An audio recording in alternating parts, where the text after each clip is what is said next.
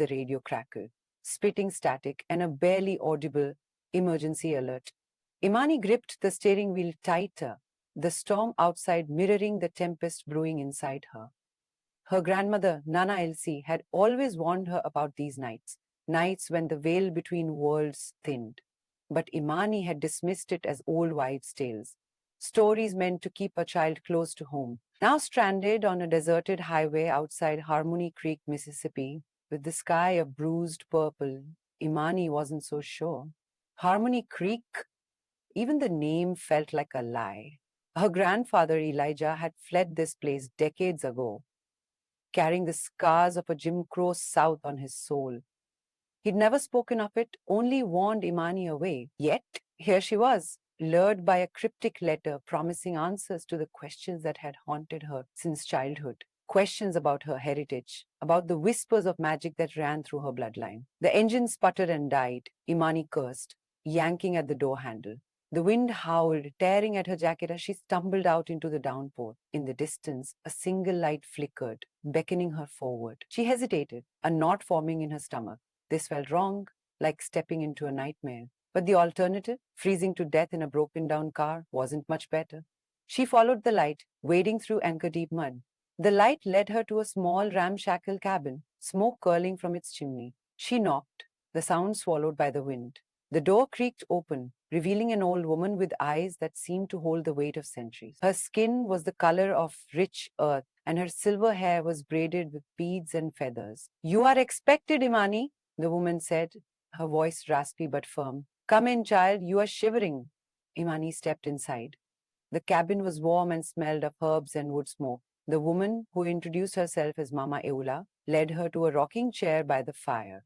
"Your grandfather tried to protect you from this," Mama Eula said, her gaze piercing. "But some things cannot be avoided. The past always finds its way back."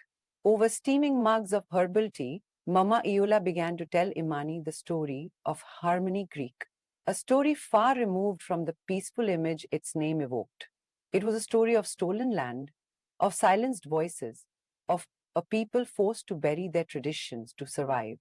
It was a story of magic, of root workers and healers who had used their gifts to protect their community. And it was a story of betrayal, of a pact made with a powerful entity in exchange for power, a pact that had cursed the land and its people.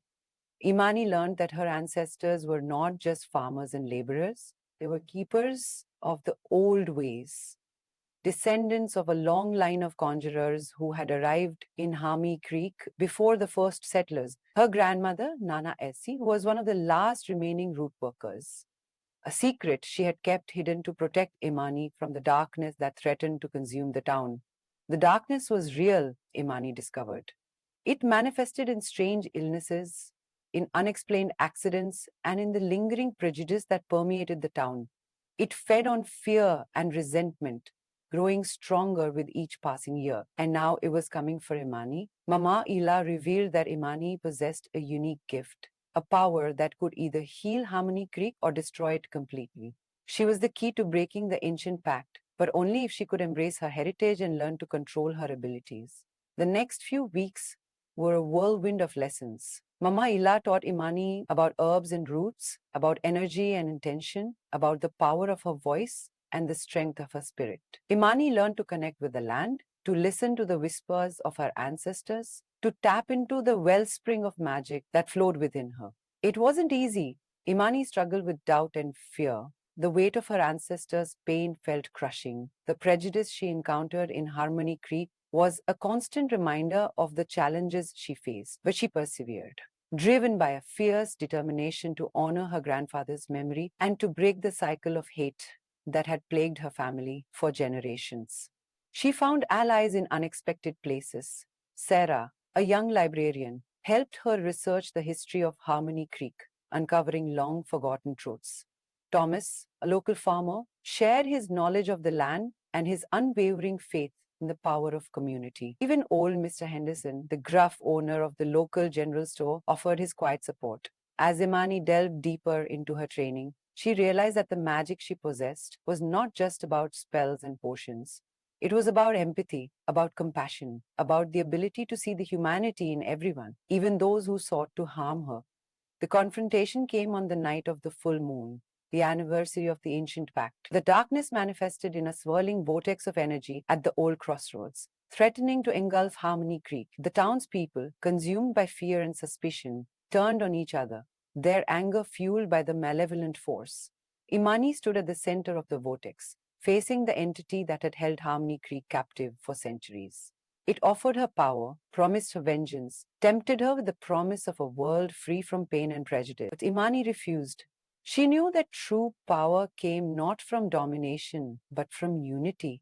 She called upon her ancestors, upon the spirits of the land, upon the collective strength of the people of Harmony Creek. She channeled her anger and fear into a wave of love and compassion, a force that shattered the vortex and banished the darkness.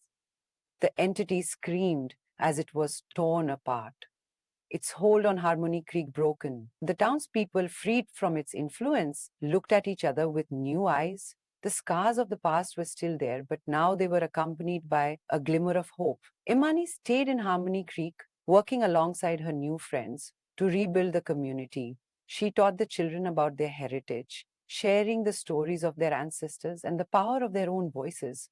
She helped the townspeople heal their wounds, fostering understanding and reconciliation. Harmony Creek would never be the same. The darkness had left its mark, but it had also revealed the resilience of the human spirit. And Imani, the outsider who had come seeking answers, had become the heart of a community reborn. She finally understood what Nana Elsie had meant all along. The real magic wasn't about spells or potions, it was about the enduring power of love, resilience, and the unwavering belief in a brighter future. The storms would still come, but now Harmony Creek would face them together.